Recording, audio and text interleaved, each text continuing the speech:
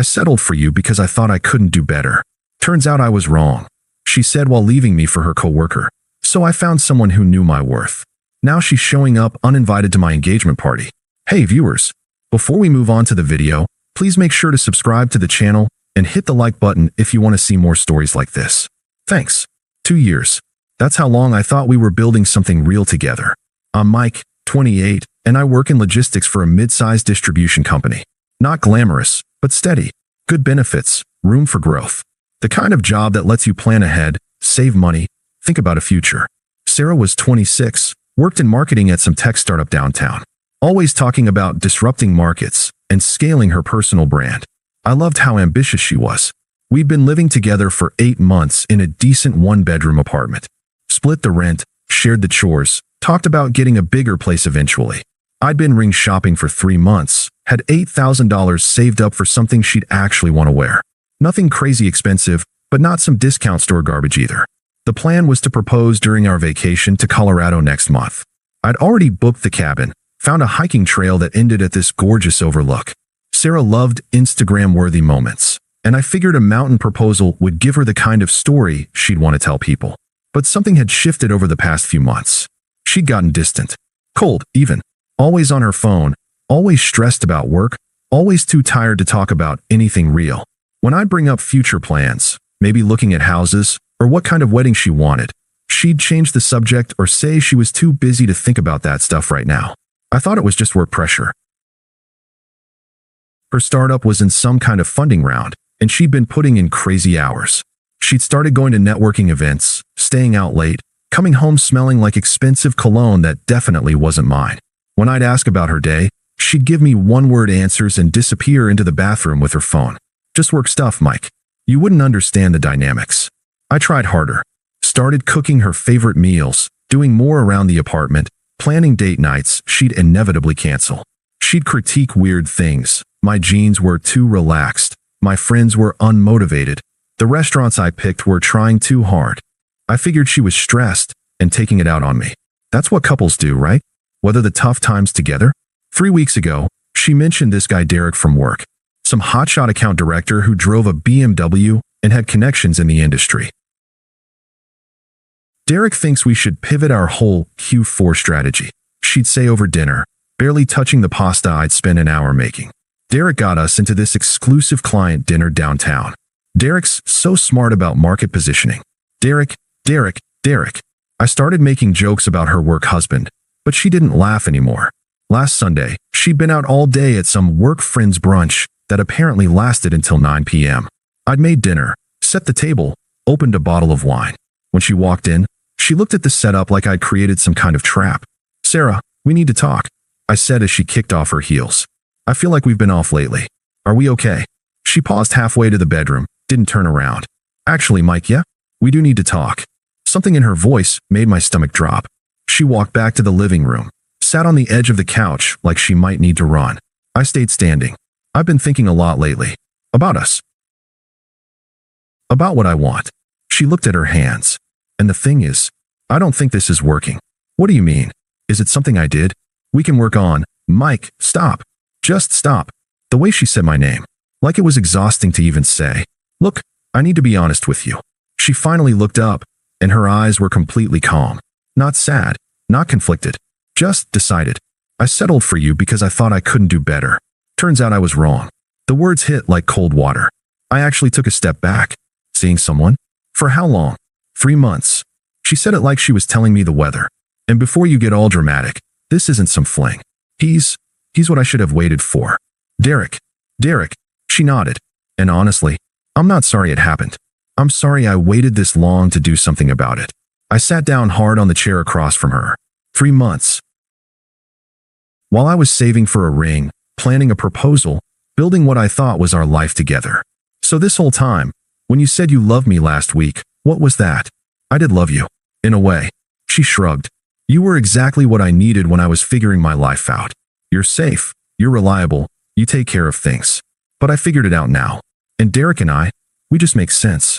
We're both ambitious, both driven, both going somewhere. And I'm not. Mike, you work in logistics. You get excited about optimizing delivery routes. Your idea of a perfect weekend is watching Netflix and maybe going to Home Depot. She wasn't even trying to be cruel. This was just how she saw me. Derek's building something. He's got vision, connections, ambition. He makes me want to be better. I thought I made you want to be better. You made me want to be comfortable. There's a difference. I stared at her, this woman I'd been planning to marry, and realized I was looking at a complete stranger. When do you need your stuff out? I'm moving in with him next weekend. I already found someone to take over my half of the lease. Of course she had. 3 months to plan her exit strategy while I was picking out engagement rings. I went to the bedroom and came back with the small velvet box I'd been hiding in my sock drawer. Set it on the coffee table between us without opening it.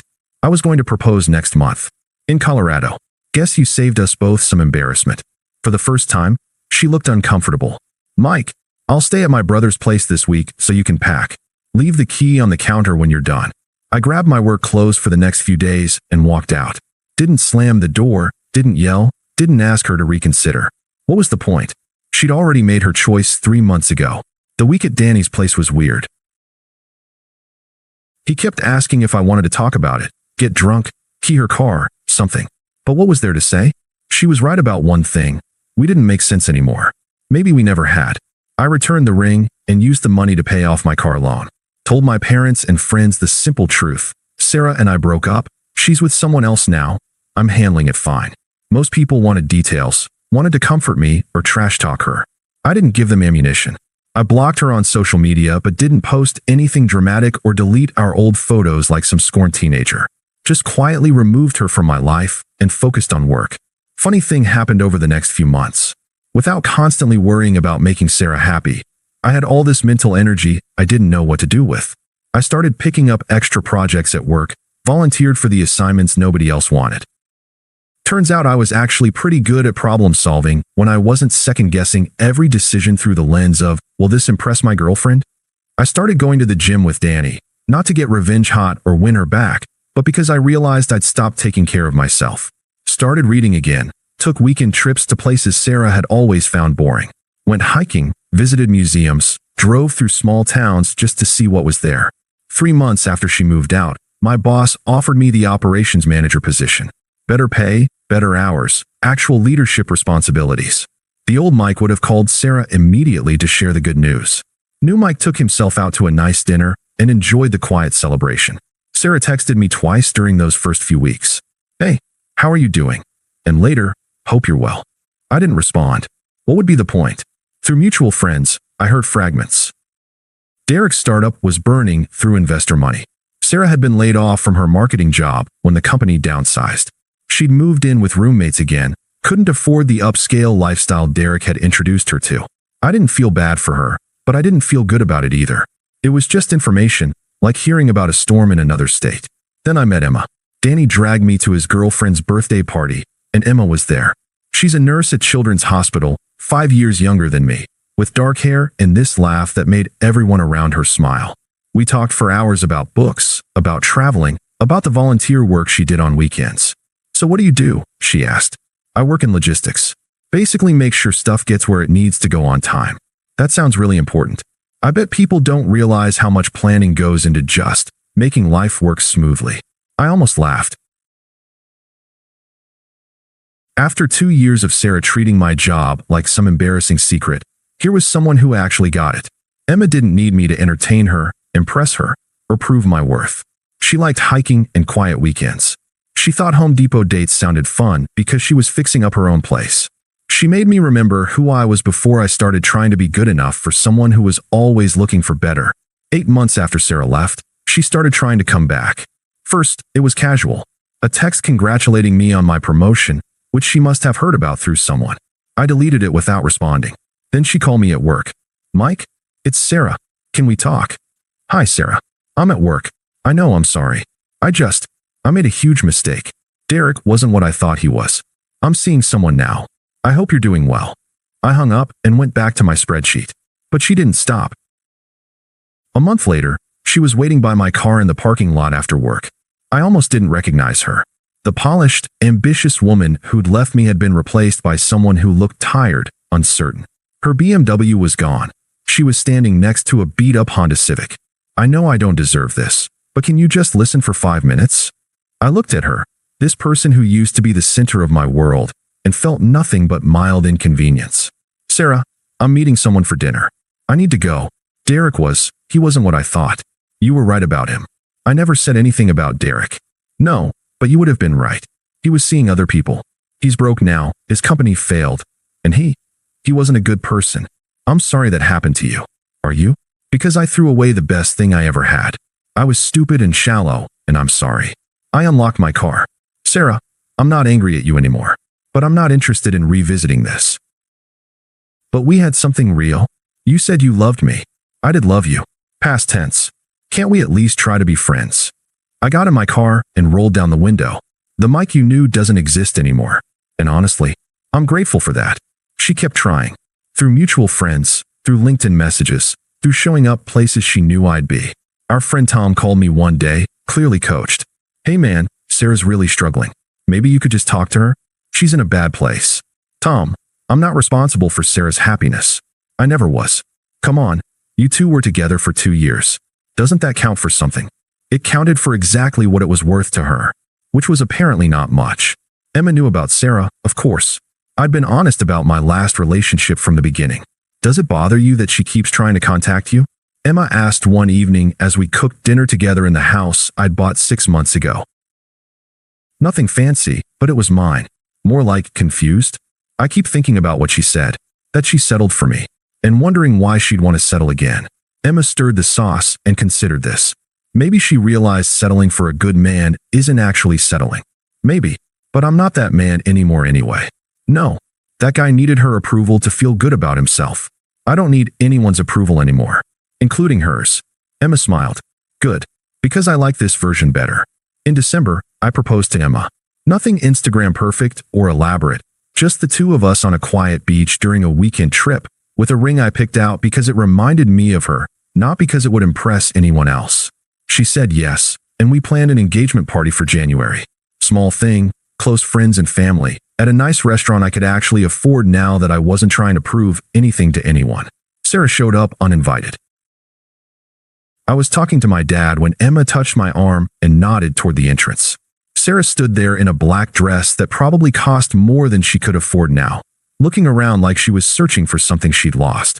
She approached while Emma was in the bathroom. I had to see this for myself. You're really doing this. Sarah, you need to leave. This is my engagement party. She seems nice. Very different from me. Yes, she is.